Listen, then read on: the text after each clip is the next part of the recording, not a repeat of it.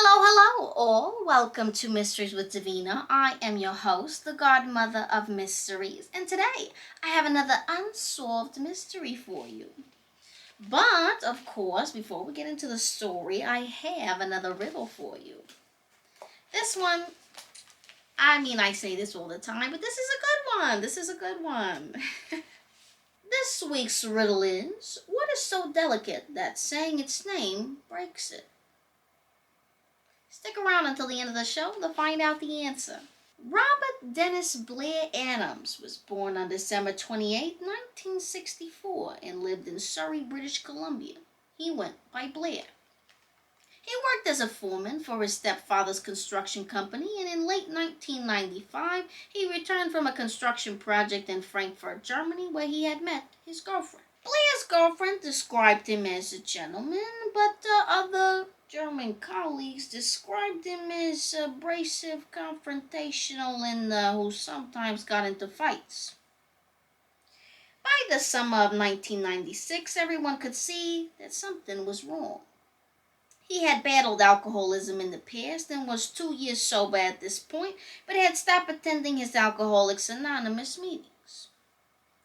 Exhibiting strange behavior, Blair started leaving his construction job site unlocked, then abruptly quit without collecting his paycheck.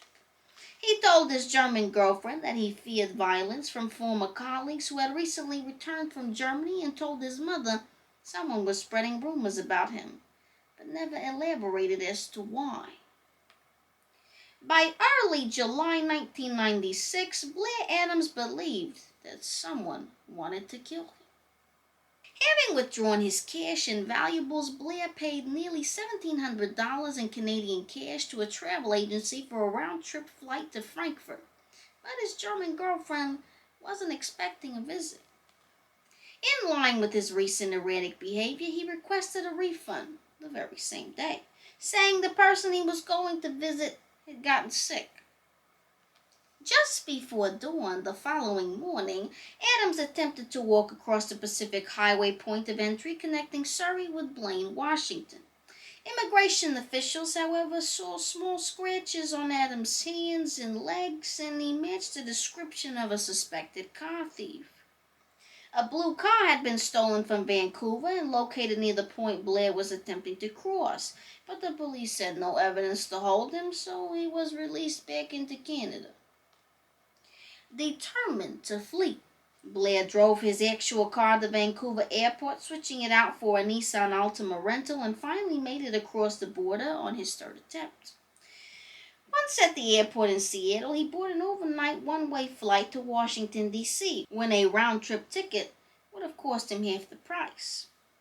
Arriving in D.C. on July 10th, Blair immediately rented a Toyota Camry, beginning a 7-hour drive to Knoxville, Tennessee.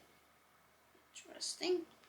Blair entered Tennessee around 5:30 p.m., stopping at a gas station in the area of Strawberry Plains Pike, where his car wouldn't start because he was trying to use the wrong key.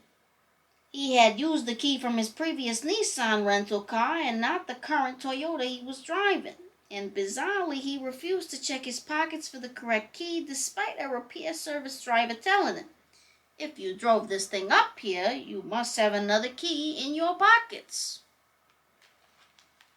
Weird, huh?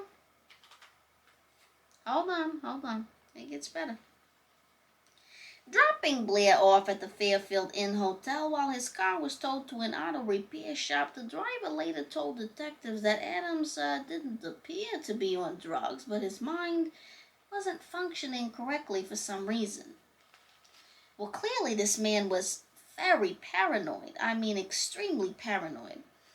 Obviously, his actions to me are indicative of him trying to, lead somebody astray or throw them off track. He buys a plane ticket to Germany, doesn't go, gets a different ticket to Washington, gets a rental car, switches cars at some point, starts driving in another direction. It's just trying to, I don't know, I guess throw somebody off track, you know what I mean? He's taken so many different steps trying to make sure that whoever's trying to kill him doesn't kill him.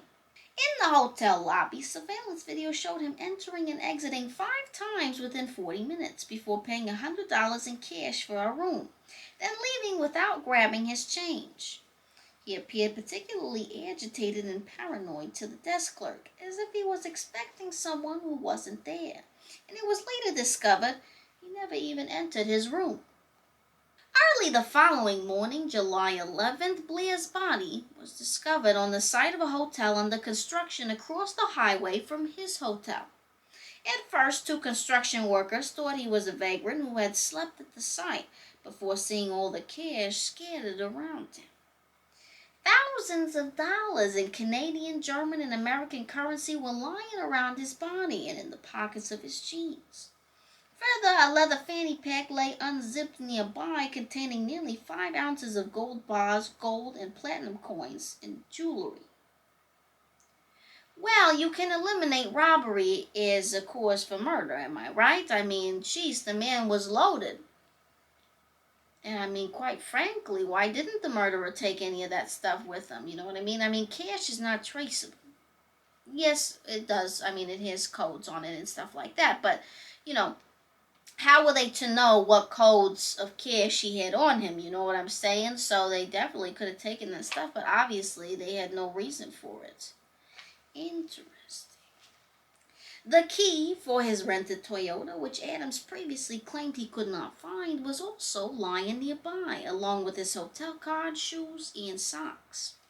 Blair's pants had been removed, like somebody else pulled them down for him.